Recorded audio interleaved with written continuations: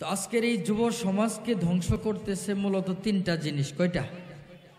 একটু কথা বলতে হবে। কয়টা জিনিস? তিনটা। এক নাম্বার নেশা। নেশা যুব সমাজের কিছু অংশটাকে একেবারে নষ্ট করে দিচ্ছে। দুই নম্বরে নষ্ট করতেছে অ্যান্ড্রয়েড মোবাইল। সময় নষ্ট, টাকা নষ্ট, চোখ নষ্ট, মোটামুটি অনেক কিছুই নষ্ট, ঠিক না? কথা বলেন ঠিক না? তৃতীয় নম্বরে আরেকটা জিনিস আছে যেটা এই নেশা আর মোবাইলের থেকেও বেশি মারাত্মক। একটা ছেলে একটা যুবকের জীবন পর্যন্ত ধ্বংস করে দিতে পারে, একটা ছেলের কেরিয়ার নষ্ট করে দিতে পারে। কি সেই জিনিস বলতে পারেন? বলেন দেখি, যুব সমাজকে নষ্ট করার পিছে তৃতীয় নম্বর কোন জিনিস হতে পারে? বলতে পারেন না? তৃতীয় নম্বরের যেই জিনিসটা, এটা হলো নারী। একটা মেয়ে চাইলে একটা ছেলের জীবনকে সুন্দর করে দিতে পারে, আর একটা মেয়ে চাইলে একটা ছেলের জীবনকে বিষাদময় করে দিতে পারে, ঠিক কিনা? কথা বলে না, ঠিক কিনা? আর আজকের যুব সমাজ অধিকাংশই এই মেয়েলি সম্পর্কের পিছে পড়ে শিক্ষা জীবন নষ্ট, কেরিয়ার নষ্ট, নিজের পারিবারিক সম্পর্ক নষ্ট, সব কিছুই নষ্ট। অনেক ক্ষেত্রে বিচ্ছেদ হওয়ার কারণে আত্মহত্যা পর্যন্ত করে, ঠিক কিনা? কথা বলেন ঠিক কিনা? তো আজকের আলোচনা মূলত এই যুব সমাজকে উদ্দেশ্য করে, বিশেষ করে আমাদের সবার জন্যই শিক্ষণীয়। আল্লাহ তাআলা মানব জীবনের এমন কোনো দিক নাই যেটা নিয়ে কোরআনে আলোচনা করেন নাই, ঠিক কিনা? তো এই যুব সমাজকে কিভাবে এই নারীর ক্ষতি থেকে রক্ষা করা যায় এর প্রেসক্রিপশন আল্লাহ তাআলা কোরআনে দিয়ে দিয়েছেন। আপনারা শুনবেন তো কিছুক্ষণ? কথা বলেন, শুনবেন তো কিছুক্ষণ?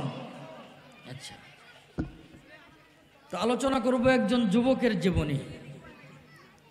যেই যুবক এই নারী সংগঠিত ঘটনার মধ্যে পতিত হয়ে গেছিল, নারীর ষড়যন্ত্রে পড়ে গেছিল, কিন্তু আল্লাহ তাআলার উপর ভরসা করে যখন উনি মনে মনে প্রত্যয় ব্যক্ত করছেন যে না, আমি গুনাহ করব না, তার সর্বশেষ চেষ্টাটুকুন উনি করছেন গুনাহ থেকে বাঁচার, বাকিটুকুন চেষ্টা আল্লাহ তাআলা নিজ দায়িত্বে করে দিয়েছেন। বলি সুবহানাল্লাহ। এই যুবকের নাম হলো হযরত ইউসুফ আলাইহিস সালাম। নাম শুনছেন? কথা বলেন, নাম শুনছেন? চিনেন আপনারা? দেখা সাক্ষাৎ হয় নাই না? দেখা হয়েছে কারোর সাথে? হ্যাঁ। তো হযরতে ইউসুফ আলাইহিস সালাম, উনার আব্বার নাম হলো হযরতে ইয়াকুব আলাইহিস সালাম। ইয়াকুব আলাইহিস সালাম তখন নবী। ইয়াকুব আলাইহিস সালামের দুইজন স্ত্রী, একজন স্ত্রীর গর্ভ থেকে হয়েছে 10টা সন্তান, আর একটা স্ত্রীর গর্ভ থেকে হয়েছে 2জন সন্তান। মোট 12 জন সন্তান ইয়াকুব আলাইহিস সালামের। ইয়াকুব আলাইহিস সালাম তার সন্তান ইউসুফ এবং বিনিয়ামিন, এই দুইজনকে একটু বেশি আদর করেন, বেশি মহব্বত করেন। এইটা বাকি 10 ভাইয়ের আর সহ্য হয় নাই। ছোটবেলায় ষড়যন্ত্র করে ইউসুফ আলাইহিস সালামকে বিক্রি করে দিছে বণিক দলের কাছে। বণিক দল ইউসুফ আলাইহিস সালামকে এই কেনান থেকে নিয়ে মিশরে চলে গেছে। শহরের মধ্যে গিয়ে ইউসুফ আলাইহিস সালামকে বিক্রি করে দিছে চড়া মূল্যে। ইউসুফ আলাইহিস সালামকে যিনি কিনে নিয়েছেন তিনি তৎকালীন মিশরের অর্থমন্ত্রী আজিজে মিশর। কথা বোঝা যায়? ইউসুফ আলাইহিস সালামকে কিনে নিয়ে বাসায় চলে গেছেন আজিজে মিশর, মিশরের অর্থমন্ত্রী, কিন্তু তার কোনো সন্তানাদি নাই। ইউসুফ আলাইহিস সালামকে নিয়ে ছোটবেলায় সন্তানের মতো লালন পালন করেন, আদর সোহাগ দেন। আস্তে আস্তে ইউসুফ আলাইহিস সালাম বড় হয়। বড় হইতে হইতে হইতে হইতে যখন ইউসুফ আলাইহিস সালাম যৌবনে পদার্পণ করলেন, যুবক হয়ে গেলেন, এই সময় গিয়ে ওই যে আজিজে মিশরের স্ত্রী, ওই স্ত্রীর ভালোবাসায় পড়ে গেছেন ইউসুফ আলাইহিস সালাম। আজিজে মিশরের স্ত্রী ইউসুফ আলাইহিস সালামকে পছন্দ করা শুরু করছেন। যতই দেখে ততই ভালো লাগে, যতই দেখে ততই ভালো লাগে। আস্তে আস্তে আস্তে আস্তে ইউসুফ আলাইহিস সালামকে ভালোবাসা ফেলাইছে। শুধু ভালোবাসা না, আজিজে মিশরের স্ত্রীর মনে মনে সংকল্প যে কোনো মূল্যেই হোক ইউসুফকে একান্তে পেতে হবে, ইউসুফের সাথে অপকর্ম করতে হবে, ইউসুফের সাথে নিজের যৌবন যা কিছু আছে সব কিছু ইউসুফের হাতে সুপর্দ করতে হবে, এমন নিয়ত পর্যন্ত চলে গেছে। বুঝতেছেন? উনি যার বাড়িতে থাকতেন, যারটা খাইতেন, যারটা পড়তেন, ঠিক না? ওই মহিলা তো ওনার মালিকের স্ত্রী, নাম ছিল জুলাইখা। নাম কি ছিল? জুলাইখা। তো যখন মেয়েটা ইউসুফ আলাইহিসসালামকে ভালোবাসা ফেলাইছে, ইউসুফ আলাইহিসসালাম কিন্তু বাসা নাই, ঠিক না? তো একটা পর্যায়ে গিয়ে জুলাইখা ইউসুফকে বিভিন্নভাবে বোঝানোর চেষ্টা করে, ইশারা করে, কিন্তু ইউসুফ আলাইহিসসালাম পাত্তা দেয় না, তার থেকে দূরে দূরে থাকে। মহিলা দেখলো একে ইশারা করে বোঝানো সম্ভব না, পরিকল্পনা করছে। তার দরবারের মধ্যে যত দারোয়ান ছিল, কাজের লোক ছিল, তাদেরকে নিয়ে বসে পরিকল্পনা করছে, আগামীকাল সকালবেলা ইউসুফকে নিয়ে আমি অন্দরমহলে চলে যাব। একটা করে দরজা ভেদ করে যখন ভিতর দিকে চলে যাব, তোমরা বাহির থেকে দরজা আটকাই দিবা, তালাবদ্ধ করে দিবা। আর একটা রুম চলে যাব, এই দরজাও বদ্ধ করে দিবা, তালা লাগাই দিবা। এইভাবে ইউসুফ আলাইহিসসালামকে ওই মহিলা নিয়ে ভিতর দিকে যাইতে যাইতে 7টা দরজা ভেদ করে একেবারে অন্দরমহলে নিয়ে গেছে, যেখান থেকে বের হওয়ার কোনো সুযোগ। কথা বুঝতেছেন না? দরজা তো লাগানো, আবার তালাবদ্ধ করে দিছে বাহির থেকে, যেন ইউসুফ বের হতে না পারে। তো আল্লাহ তাআলা এখান থেকে আলোচনা শুরু করেন। আল্লাহ তাআলা বলেন, ওয়ারাওয়াদাতহুল্লাতী হুয়া ফী বাইতিহা আন নাফসিহি। ইউসুফ আলাইহিসসালাম যে মহিলার বাড়িতে থাকতো, যে মহিলারটা খাইতো, যে মহিলার দেওয়া পোশাক পরিধান করত, এই মহিলা ইউসুফ আলাইহিসসালামকে নিয়ে অন্দরমহলে চলে গেছে। অগল্লাকাতিল আবওয়াব, শুধু অন্দরমহলে চলে গেছেই না, সে যতই ভিতর দিকে চলে গেছে বাহির থেকে দরজাগুলিকে তালাবদ্ধ করে রেখে গেছে। এরপরে যখন রুমের মধ্যে 2 জন প্রবেশ করছে, ইউসুফ আলাইহিসসালাম যদিও মহিলার পিছন পিছন গেছে, কিন্তু দূরত্ব মেনটেন করে চলে। মহিলা যেখানে থাকে সেখান থেকে ইউসুফ আলাইহিসসালাম একটু দূরত্বে থাকে। দূরে থেকে তো কথা বলা যায় না, দূরে থেকে তো মনের ভাব প্রকাশ করা যায় না। এই জন্য মহিলা এবার ইউসুফ আলাইহিসসালামকে কাছে ডাকতেছেন। আল্লাহ তাআলা বলেন, ওয়াকালাত হাইতালাক। মহিলা আবার ইউসুফ আলাইহিসসালামকে ডাকতেছেন, ইউসুফ রে, একটু আমার কাছাকাছি আসো, একটু আমার পাশে আসো, তোমার সাথে কিছু গোপন কথা আছে যেগুলি এতদিন বলতে পারি নাই। তুমি যতদিন আমার চোখের সামনে বড় হচ্ছ, তোমাকে যতই দেখি ততই আমি অভিভূত হয়ে যাই, তোমাকে যতই দেখি ততই আমার মনের মধ্যে ব্যাকুলতা কাজ করে। তোমারে তো আমি ভালোবাসা ফেলাইছি, তোমারে আমি একান্তে কাছে পেতে চাই, তুমি একটু কাছে আসো। এই যে ইশারা করতেছে, এটা কি ভালো ইশারা? কথা বলেন, ভালো ইশারা? প্রেমের প্রস্তাব তো বাহিরেও দেয়া যায়, ঠিক না? এইভাবে ঘরের ভিতর কেন আনতে হবে?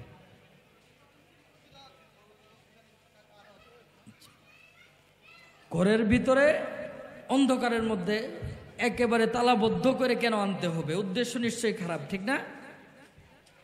তো হযরত ইউসুফ আলাইহিসসালাম বুঝতে পারছেন, কিন্তু তার বাড়িতেই থাকতে হয়, তারটাই খাইতে হয়। সরাসরি যদি মানা করে দেয় তাহলে তো সমস্যা। বাসা থেকে বের করে দিলে কোথায় যাবে, কি করবে, কি খাবে, টেনশন না? হযরত ইউসুফ আলাইহিসসালাম কৌশল অবলম্বন করলেন। যখন দেখছেন যে মহিলা তাকে খারাপ কাজের প্রস্তাব দেয়, মহিলা তাকে জিনা করার প্রস্তাব দেয়, ইউসুফ আলাইহিসসালাম সাথে সাথে আল্লাহ তাআলার দিকে মুতাওয়াজ্জহ হয়ে গেছেন। ইউসুফ আলাইহিসসালাম আল্লাহ তাআলাকে ডাক দিয়ে বলেন, ক্বালা মাআযাল্লাহ, ও আমার মালিকিন, ও আমার মালিকের স্ত্রী, আপনি আমাকে যে কাজের দিকে আহ্বান করতেছেন আমি ইউসুফ তো সে কাজের দিকে যেতে পারি না, কারণ আমি তো আল্লাহ তাআলাকে ভয় করি, আমি তো আল্লাহ তাআলার উপর ঈমান রাখি। সেই আল্লাহ তাআলা এসব অপকর্ম করতে নিষেধ করছেন, শুধু নিষেধই না, এই সমস্ত অপকর্মের ধারে কাছেও যেতে আল্লাহ তাআলা নিষেধ করছেন। সুতরাং আমি আপনার অনিষ্টতা থেকে সেই আল্লাহর কাছে আশ্রয় প্রার্থনা করি। বলি সুবহানাল্লাহ। তাহলে আমাদের যুব সমাজের জন্য প্রথমত করণীয় কি? যখনই আমার মনের মধ্যে কোনো মেয়ের প্রতি আবেগ তৈরি হবে, ভালোবাসা তৈরি হবে, সাথে সাথে আশ্রয় প্রার্থনা করতে হবে কার? কথা বলেন, আশ্রয় প্রার্থনা করতে হবে কার? আল্লাহ। আর যদি কোনোভাবে কোনো মেয়ে আমাকে প্রস্তাব দিয়েই ফেলায়, প্রপোজ করেই ফেলা, সাথে সাথে আমার করণীয় কি? আল্লাহ তাআলার কাছে আশ্রয় প্রার্থনা করা। কথা কি বুঝতেছেন? কথা কি বুঝতেছেন? প্রেসক্রিপশন আল্লাহ তাআলা দিয়ে রাখছেন, শুধু আমরা ইমানদার হিসেবে, মুমিন হিসেবে আমাদের কাজ হলো এটা ফলো করা। ঠিক কিনা? কথা বলেন ঠিক কিনা? কিন্তু আমরা কি ফলো করি? আমাদের সন্তানরা কি ফলো করে? কোনো মেয়ে যদি কোনো ছেলেকে প্রেমের প্রস্তাব দেয় আর এই ছেলেটা প্রস্তাব প্রত্যাখ্যান করছে, এমন ঘটনা শুনছেন না? আল্লাহ তাআলা বললেন, কোনো মহিলা প্রস্তাব দিলে বলবা মাআযাল্লাহ, আল্লাহর কাছে আশ্রয় চাই। কিন্তু এরা কি করে? কোনো মেয়ে বলছে আই লাভ ইউ, ও বলে যে আই লাভ ইউ টু। আছে কি নাই? কথা বলেন, আছে কি নাই? আল্লাহ তাআলার প্রেসক্রিপশনে ফিরে যাইতে হবে, আল্লাহ তাআলার কোরআন ফলো করতে হবে। রাজি আছি তো ইনশাআল্লাহ? রাজি আছি তো ইনশাআল্লাহ?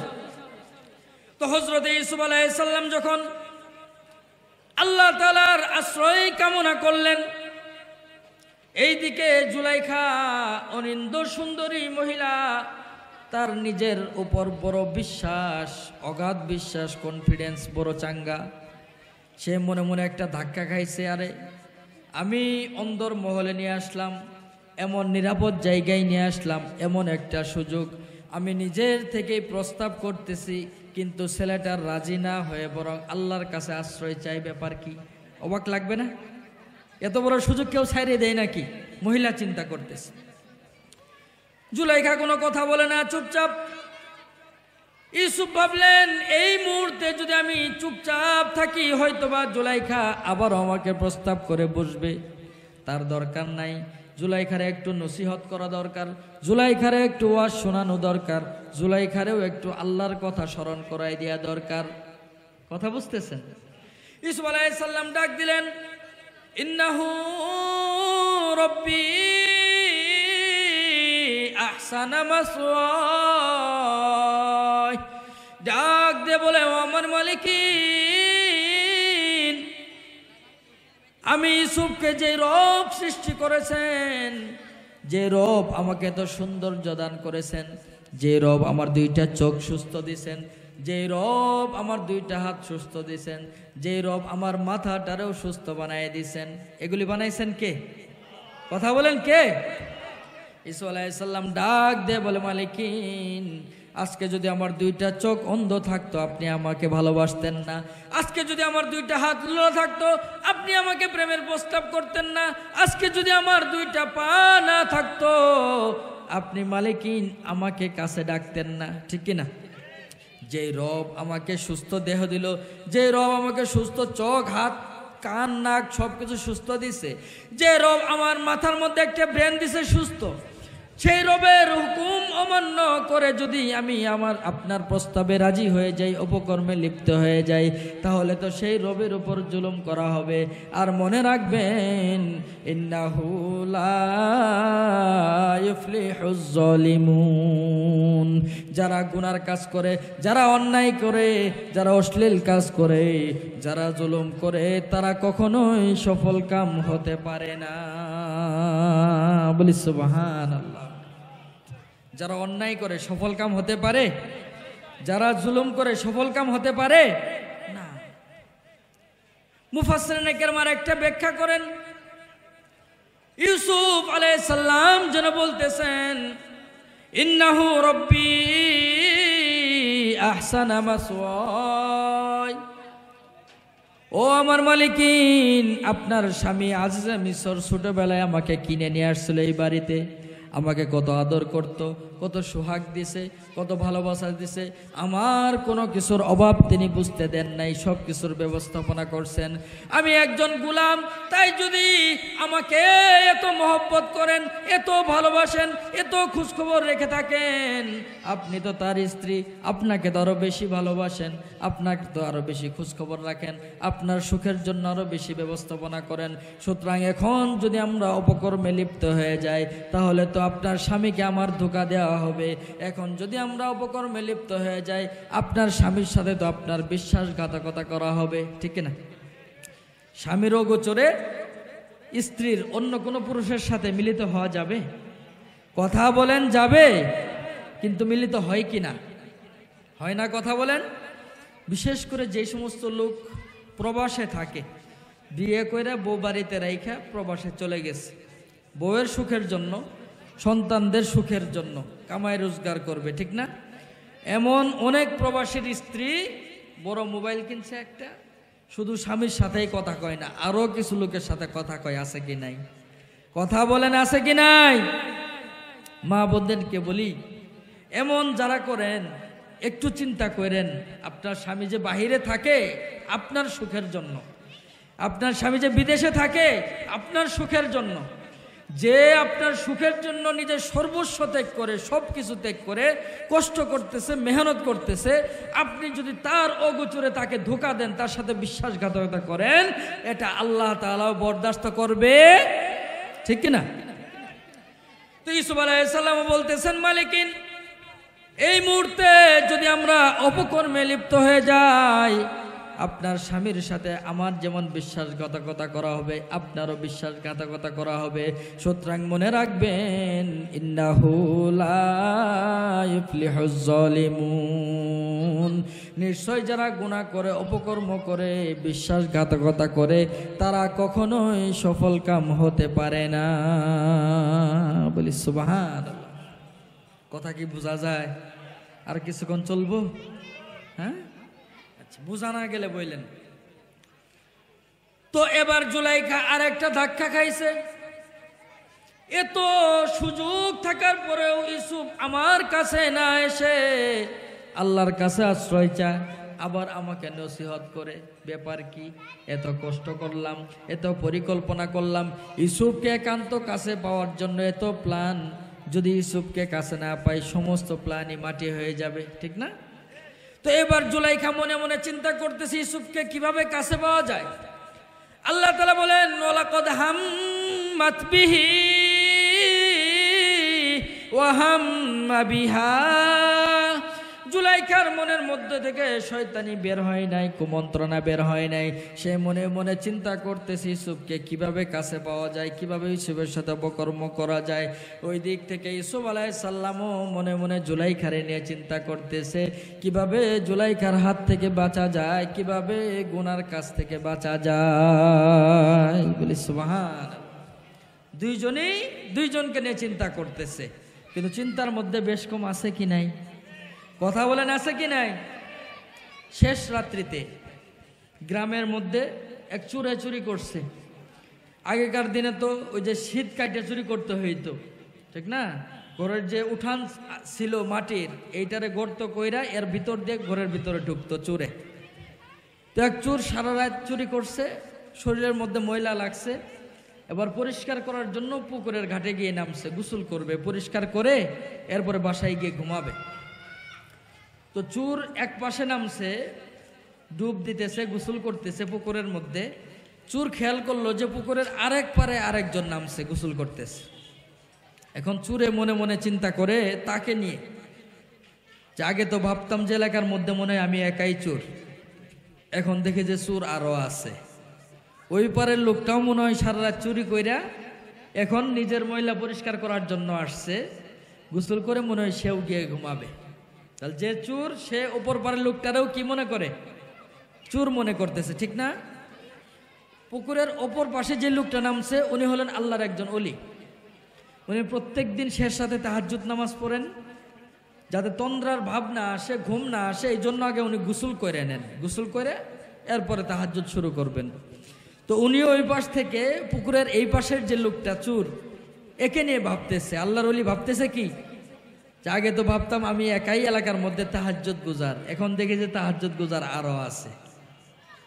দুইজনই দুইজনকে নিয়ে ভাবতেছে, কিন্তু ভাবনার মধ্যে বেশ কম আছে কি নাই? কথা বলেন, আছে কি নাই?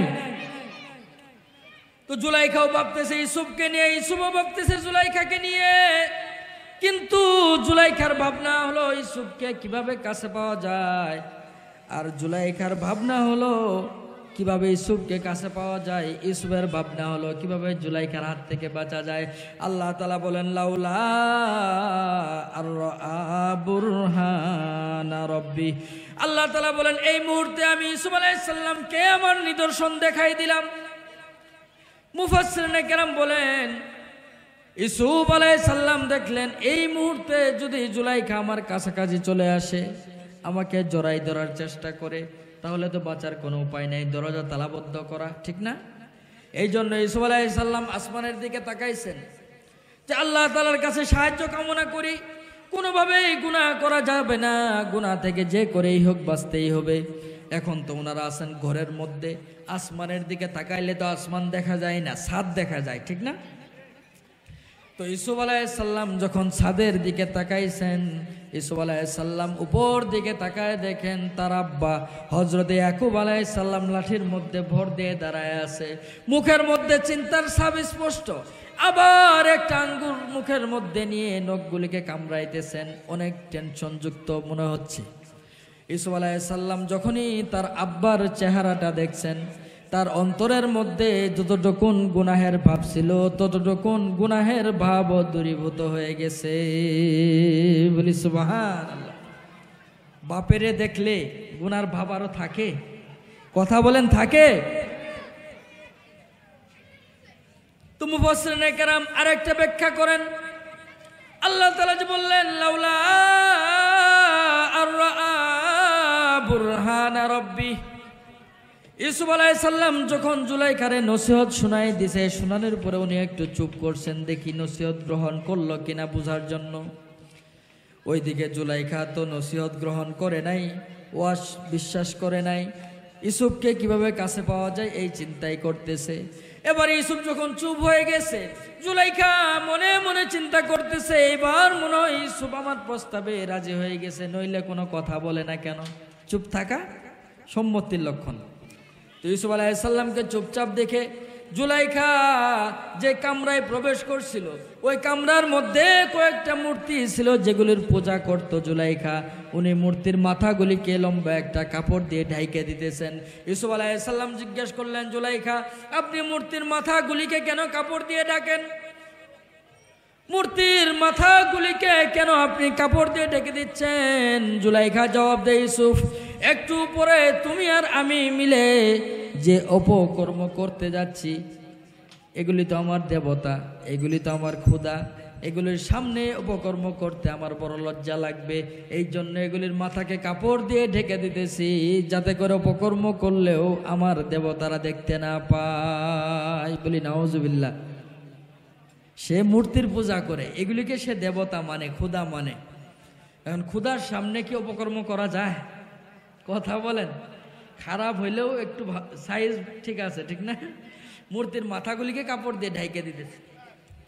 তো ইউসুফ আলাইহিস সালাম এই ঘটনা দেখার সাথে সাথে উনার মনের মধ্যে আল্লাহ তাআলা ঢেলে দিলেন। ইউসুফ আলাইহিস সালাম চিন্তা করতেছেন, জুলাইখা আপনি এমন দেবতার পূজা করেন, এমন দেবতাকে খোদা মানেন যেগুলির মুখ কাপড় দিয়ে ঢাইকে দিলে আর দেখতে পারে না, কিন্তু আমি ইউসুফ এমন একজন খোদার গোলামি করি, আমি ইউসুফ এমন একজন রবের গোলামি করি যে রবের মুখ কাপড় দিয়ে ঢাকা যায় না। আল্লাহ তাআলার মুখ কাপড় দিয়ে ঢাকা যাবে? হ্যাঁ? ইউসুফ আলাইহিস সালাম ডাক দিয়ে বলেন, জুলাইখা আমার রবের মাথা কাপড় দিয়ে ঢাকা যায় না। পৃথিবীর জমিনের উপর যে যা করে আল্লাহ তাআলা তো দেখতে পায়, এই জমিনের নিচে পানির নিচে গিয়েও কেউ যদি কোনো কাজ করে এইটাও আমার রব দেখতে পায়। বলি সুবহানাল্লাহ। ইউসুফ আলাইহিস সালাম এবার মনে মনে সিদ্ধান্ত নিয়ে ফেলাইছেন, যে করেই হোক জুলাইখার হাতে ধরা দেওয়া যাবে না, এই গুনাহ থেকে আমাকে বেঁচে ফিরতেই হবে। চিন্তা করলেন কিভাবে বাঁচা যায়। ঘরের মাঝখানে দাঁড়ায় আছেন, উনি মনে মনে চিন্তা করলেন এই ঘরের মাঝখান থেকে দরজা পর্যন্ত যাওয়ার সক্ষমতা আমার আছে, ঘরের মাঝখান থেকে দরজা পর্যন্ত আমি চলে যাব পালানোর জন্য, এটা উনি চিন্তা করলেন। এরপরে যদি বের হতে না পারি, কিয়ামতের ময়দানে যদি আল্লাহ তাআলা আমারে জিজ্ঞেস করে, আমি বলতে পারবো যে আমি গুনাহ থেকে পালাইতে চাইছিলাম, কিন্তু দরজা বন্ধ ছিল বিধায় আমি পালাইতে পারি না। তো উনি গুনাহ থেকে বাঁচার জন্য উনার যতটুকুন চেষ্টা ছিল, এই চেষ্টার সর্বশেষটুকুন দিয়ে গুনাহ থেকে বাঁচতে চাইতেছেন, ঠিক কিনা? কথা বলেন ঠিক কিনা? তো ইউসুফ আলাইহিস সালাম মনে মনে এই চিন্তা করে ঘরের মাঝখান থেকে যখনই দরজা লক্ষ্য করে দৌড় লাগাইছেন, এই যে এতক্ষণ পর্যন্ত যত ঘটনা ঘটতেছে আল্লাহ তাআলা দেখেন কিনা? কথা বলেন, আল্লাহ তাআলা দেখেন না? আল্লাহ তাআলা তো দেখতেছেন। আল্লাহ তাআলা জিবরাইল আমিনকে ডাক দিলেন, জিবরাইল, ও জিবরাইল, আর আসমানে থাকিস না, ওই যে দেখ দুনিয়াতে আমার বান্দা ইউসুফ বড় বিপদের মধ্যে পড়ে গেছে, সে গুনাহ করতে চায় না, গুনাহ থেকে বাঁচতে চায়, কিন্তু পড়ে গেছে একটা বিপদে। সে গুনাহ থেকে বাঁচার জন্য রুমের মাঝখান থেকে দরজা লক্ষ্য করে দৌড় লাগাইছে। তুই জিবরাইল দুনিয়াতে চলে যা, তুই জিবরাইল দুনিয়াতে চলে যা, ইউসুফ দরজার কাছে পৌঁছার আগেই তুই দরজাগুলিকে খুলে দিবি। বলি সুবহানাল্লাহ। সেই আল্লাহ এখন আছে কি নাই? কথা বলেন, আছে কি নাই? তা আল্লাহ তাআলা যদি ইউসুফ গুনাহ করবে না, গুনাহ থেকে বাঁচার জন্য চেষ্টা করতেছে, বাকিটুকুন কাজ আল্লাহ তাআলা সহজ করে দিয়েছেন, ঠিক না? আমরাও যদি গুনাহ থেকে বাঁচার চেষ্টা করি, আমাদের বাকিটুকুন সহজ করবেন কে? কথা বলেন, সহজ করবেন কে? আমরা গুনাহ থেকে বেঁচে থাকবো তো ইনশাল্লাহ? কথা বলেন, থাকবো তো ইনশাল্লাহ? আল্লাহ তাআলা বলেন, ওয়াস্তাবাকাল বাব।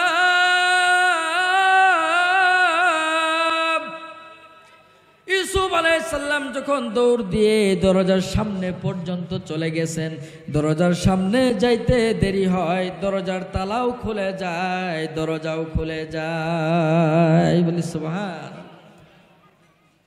একটা দরজা পার হয়ে গেছে, পেছন থেকে জুলাইখা চিন্তা করতেছে, আরে এতদিন পরিকল্পনা করে প্ল্যান করে ইউসুফকে ভিতরে আনছি, এখন দেখি ইউসুফ পালায় যাইতেছে, জুলাইখাও পিছন পিছন দৌড়।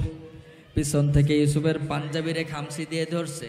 ইউসুফ আলাইহিস সালাম তো থামে না, পিছন দিকে তাকাই না, উনি সামনের দিকে দৌড়। পিছন দিক থেকে খামসি দেওয়ার কারণে ইউসুফ আলাইহিস সালামের পাঞ্জাবির পিছনেও একটু ছিঁড়েও গেছে, কিন্তু তিনি থামেন নাই। একটা করে দরজার সামনে চলে যান, আল্লাহ তাআলার রহমতে একটা করে দরজা খুলে যায়, আর একটা দরজার সামনে চলে যায়, ওই দরজাটাও খুলে যায়। এইভাবে একটা একটা করে করে সপ্তম নম্বর যে দরজা ছিল, সর্বশেষ দরজা, ওই দরজার সামনেও চলে গেছেন, সাথে সাথে ওই দরজাটাও খুলে গেছে। বলি সুবহানাল্লাহ। দুনিয়ার কেউ যেটা চিন্তাও করতে পারে না, সেটা করতে পারেন কে? কথা বলেন কে? বিশ্বাস আছে তো? তো ইউসুফ আলাইহিস সালাম যখন সপ্তম দরজা ভেদ করে একেবারে মেন জায়গায় চলে গেছে, দরবার হলে চলে গেছেন, উনি তাকায় দেখেন, ও আলফায়া সাইদাহা লাদাল বাব। উনি যখন একেবারে ভিতরে দরবার হলে প্রবেশ করছেন, তাকায় দেখেন জুলাইখার স্বামী আজিজে মিসর দরবার হলের মধ্যে দাঁড়ায় আছে। বলি সুবহানাল্লাহ। বিপদ বাড়ছে না কমছে? কথা বলেন, বিপদ বাড়ছে না? ইউসুফ আলাইহিস সালাম দৌড়ায় এসে দাঁড়াইছে আজিজে মিসরের সামনে, পিছন পিছন জুলাইখাও দৌড়ায় আইসা ইউসুফের পিছনে দাঁড়াইছে। আজিজে মিসর অর্থমন্ত্রী, উনি বুঝতে পারতেছেন না ঘটনা কি। আমার গোলাম পালক পুত্র ইউসুফ দৌড়ায় কেন আসে? পিছন পিছন আমার স্ত্রী জুলাইখাও আবার দৌড়ায় কেন আসে? তাকায় দেখে জুলাইখার কাপড় চোপড় বেশি সুবিধার মনে হয় না, কারণ ইউসুফকে তো আকৃষ্ট করতে হবে, ঠিক না? এই জন্য সাজুগুজু করছে, মেকআপ দিছে, একটু সাজছে ভালোভাবে। আমাদের মহিলারা দেখবেন ঘরের মধ্যে সাজে না, যখন বাহিরে বের হয়, বাজার করতে যায়, সুন্দর করে সাইজা বাইরে হয়, ঠিক না? এলাকাবাসীকে দেখাইতে হবে তো। এলাকাবাসীকে দেখানো যাবে? নিজের চেহারা সুন্দর করে সাজা এলাকাবাসীকে দেখানো যাবে? মা বোনদেরকে বলতে চাই, ও মা ও বোন, আপনার এই সৌন্দর্য, আপনার এই চেহারা, এটা একমাত্র দেখানোর জন্য আল্লাহ তাআলা আদেশ করছেন নিজের স্বামীকে, ঠিক কিনা? আপনার স্বামীকে আপনি যত সুন্দর করে প্রদর্শন করবেন তত বেশি সওয়াব আল্লাহ তাআলা আপনার আমল নামায় দান করবে। আর এই সুন্দর চেহারা যদি বাহিরের মানুষকে দেখায় বেড়ান, আপনার আমল নামায় গুনাহ লেখা হবে, ঠিক কিনা? কথা বলেন ঠিক কিনা? তো আজিজে মিসর তাকায় দেখে জুলাইখার কাপড় চোপড় এত সুবিধার না, আবার সাজুগুজু করা, মুখের মধ্যে লিপস্টিক, কপালের মধ্যে টিপও আছে। জুলাইখা তো এমন সাজান, আজকে কেন সাজ, আবার দৌড়ায় কেন আসে, কাহিনী কি? জুলাইখাও আবার যখন আইসে দাঁড়াইছে বুঝতে পারছে আমার স্বামী তো দেশের অর্থমন্ত্রী, তার অনেক ক্ষমতা। যদি সেই ইউসুফকে সন্দেহ করে বসে আর ইউসুফকে শাস্তি দিয়ে ফেলায়, মৃত্যুদণ্ড, ফাঁসি, তাহলে তো ইউসুফ মারা যাবে, আমার মনের আশা তো পুরা হবে না। চিন্তা করছেন? যে কোনো মূল্যে ইউসুফকে বাঁচায় রাখতে হবে। জুলাইখা এই চিন্তা করে তার জামাইকে ডাক দিছে, ক্বালাত মা জাযাউ মান আরাদা বিআহলিক সুআন ইল্লা আইয়ুসজানা আও আযাবুন আলীম। জুলাইখা তার স্বামীকে ডাক দিয়ে বলে, প্রাণের স্বামী আমার, এই যে দেখেন আমাদের পলক পুত্র ইউসুফ, সে তো অপকর্মের জন্য আপনার স্ত্রীর দিকে হাত বাড়াইছে, আমার দিকে হাত বাড়াইছে, আমার সাথে অপকর্ম করতে চাই। এর শাস্তি কি হতে পারে? হয়তোবা তাকে আপনি জেলখানার মধ্যে দিয়ে দেন, অথবা কঠিন থেকে কঠিন কোনো শাস্তি দিয়ে দেন। বলি নাউজুবিল্লাহ। জুলাইখা তার স্বামীকে দেখার পরে একেবারে 360 ডিগ্রি অ্যাঙ্গেলে পল্টি মারছে, ঠিক না? এতক্ষণ পর্যন্ত ইউসুফকে ফুসলাইছে সে, নিজের দিকে আহ্বান করছে সে, কিন্তু স্বামীকে দেখার পরে এখন কি বলে? ওই যে ইউসুফই আমার সাথে অপকর্ম করতে চাইছে। সত্য বলতেছে না মিথ্যা বলে? সত্য বলে না মিথ্যা বলে? মিথ্যা। এখন আজিজে মিসর বুঝতে পারতেছে না কি করবে। এইদিকে ইউসুফ, সেও ভেবাচাকা খেয়ে গেছে। আরে গুনাহ থেকে বাঁচার জন্য এত চেষ্টা করলাম, এত তদবির করলাম, দৌড়ায় বাইরে বের হয়ে আসলাম, এখন দেখি আরো বিপদ বাড়ছে। আবার জুলাইখা তার স্বামীর কাছে অভিযোগ করছে আমি নাকি তার দিকে অপকর্মের জন্য হাত বাড়াইছি। আর এটা যদি প্রমাণ হয়ে যায়, বাদশা যদি মাইনে নেয়, তাহলে তো আমি তো ইয়াকুব নবীর বংশধর, আমি তো ইসহাক নবীর বংশধর, আমি তো ইব্রাহিম নবীর বংশধর। কিয়ামত পর্যন্ত মানুষেরা আমার ঘটনাগুলি পড়বে আর আমাকে ধিক্কার দিবে। নবীর বংশধর হয়ে, নবীর সন্তান হয়ে কিভাবে অপকর্মের দিকে যেতে পারলাম, ঠিক না? ইউসুফ আলাইহিস সালাম সাথে সাথে প্রতিবাদ করলেন।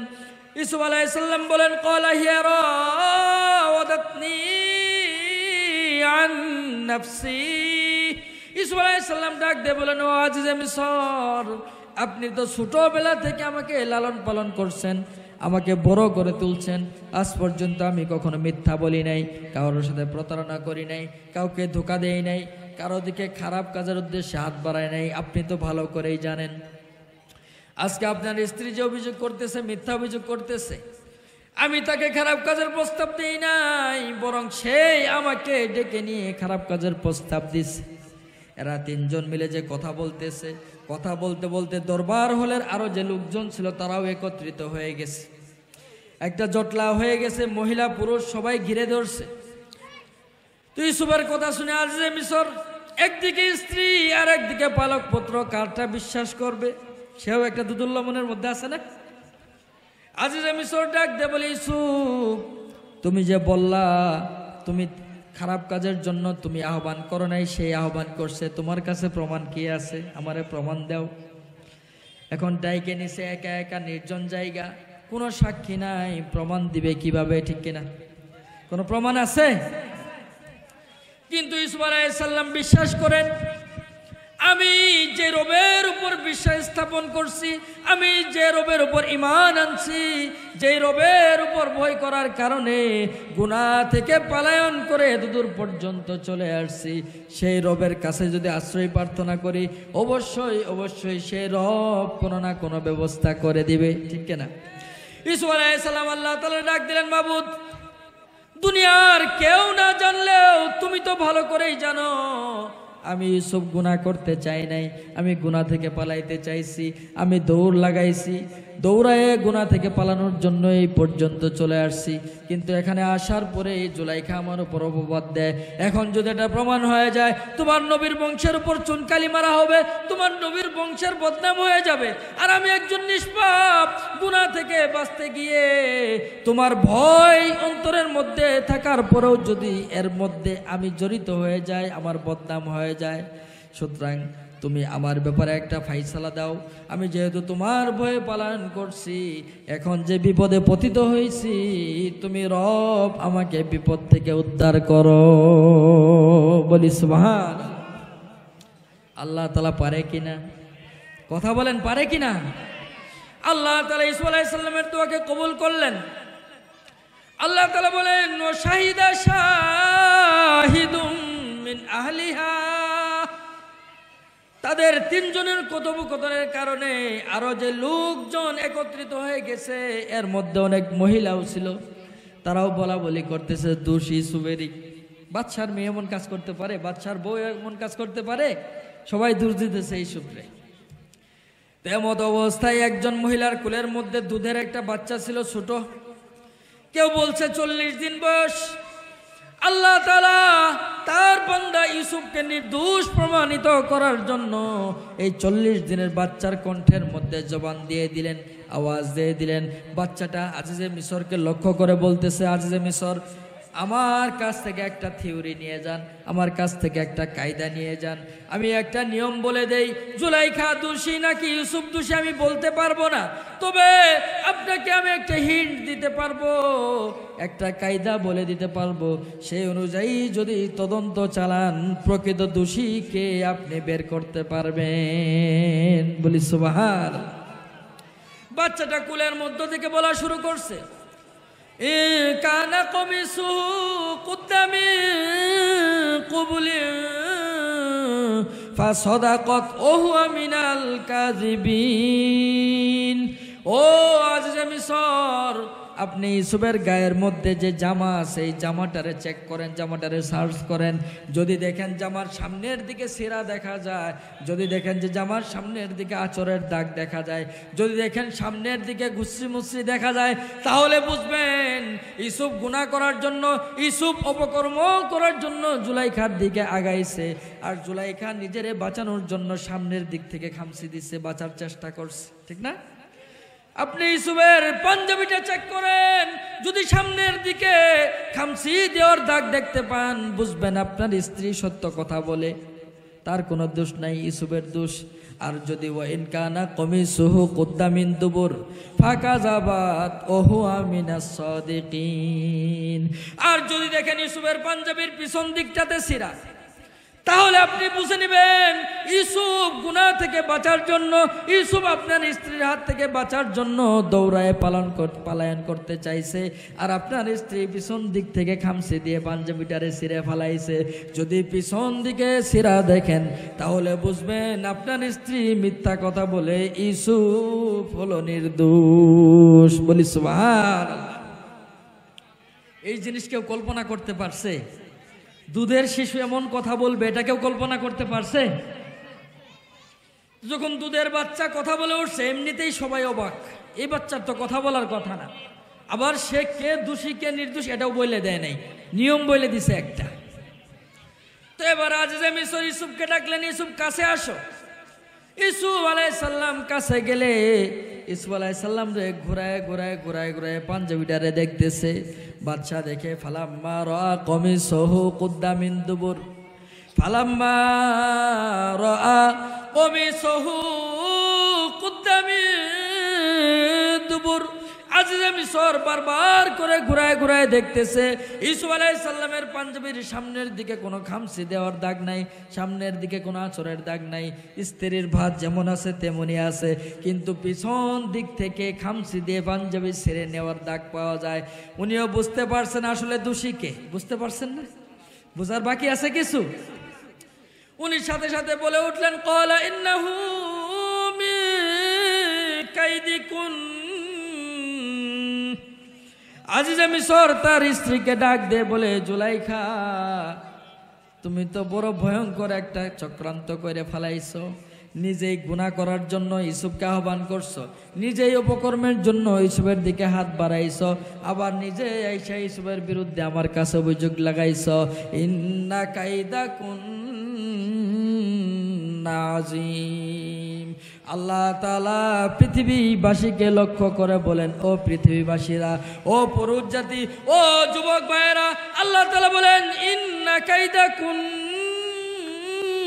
আযীম। এই সমস্ত মহিলা যারা খারাপ শ্রেণী আছে, সবাই না, যারা খারাপ শ্রেণী আছে, আল্লাহ তাআলা বলেন এই সমস্ত মহিলাদের চক্রান্ত বড় ভয়ঙ্কর। বলি সুবহানাল্লাহ। ভয়ঙ্কর না চক্রান্ত? কথা বলেন, ভয়ঙ্কর না? যারা এগুলির চাপে, এগুলির ফাঁদে একবার পড়ছে, তারা বলতে পারবো যে এগুলি কত ডেঞ্জারাস হতে পারে, ঠিক কিনা? কথা বলেন, ঠিক কিনা? তাহলে এতক্ষণ পর্যন্ত আলোচনায় আমরা কি বুঝলাম? যখনই আমাদের সামনে গুনাহের কোনো পরিবেশ সৃষ্টি হবে, বিশেষ করে মেয়েলি ব্যাপারে, সাথে সাথে প্রথমেই আমরা আশ্রয় প্রার্থনা করবো আল্লাহর, ঠিক কিনা? কথা বলেন, ঠিক কিনা? দ্বিতীয় পর্যায়ে এই গুনাহ থেকে বাঁচার জন্য আমার যতটুকু সাধ্য আছে, সেই সাধ্য অনুযায়ী গুনাহ থেকে বাঁচার চেষ্টা করতে হবে, ঠিক না? যদি দুইটা কাজ করতে পারি, এরপরেও যদি আমি কোনো বিপদের মধ্যে পতিত হয়ে যাই, আমাকে নির্দোষ প্রমাণ করবেন যিনি, তিনি কে? কথা বলে না, তিনি কে? খারাপ লাগতেছে, চলবে কিছুক্ষণ?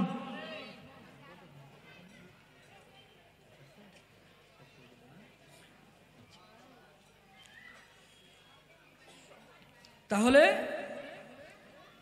ইউসুফ আলাইহিস সালাম যেমন গুনাহ থেকে বাঁচার সর্বোচ্চ চেষ্টা করছেন, এখান থেকে আল্লাহ তাআলা তাকে বাঁচায় নিয়েছেন। আমরাও যদি এমন করি, আমাদেরকেও আল্লাহ তাআলা গুনাহ থেকে বাঁচায় নেবেন, ঠিক না? কথা বলেন, ঠিক কিনা?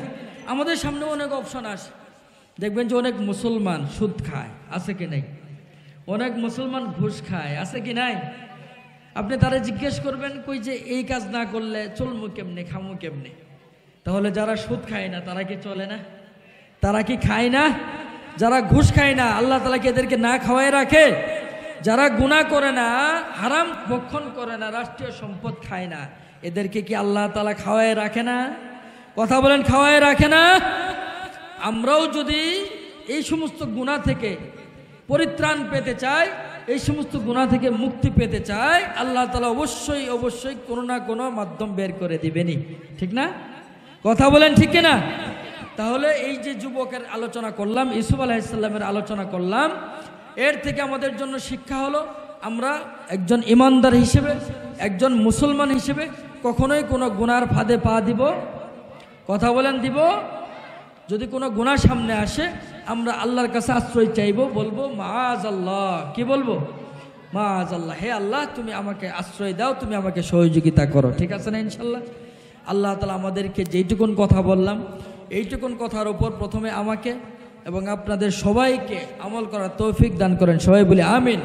আমরা যাতে আল্লাহ তাআলার ভয়কে অন্তরে ধারণ করে, অন্তরে লালন করে, সমস্ত গুনাহ থেকে বেঁচে আমাদের আখিরাতকে উজ্জ্বল করতে পারি, সেই তৌফিক আল্লাহ তাআলা আমাদেরকে দান করেন, সবাই বলি আমিন। ওয়া আখিরি দাওয়ানা আনিল হামদুলিল্লাহি রাব্বিল আলামিন। আসসালামু আলাইকুম ওয়া রাহমাতুল্লাহি ওয়া বারাকাতুহু।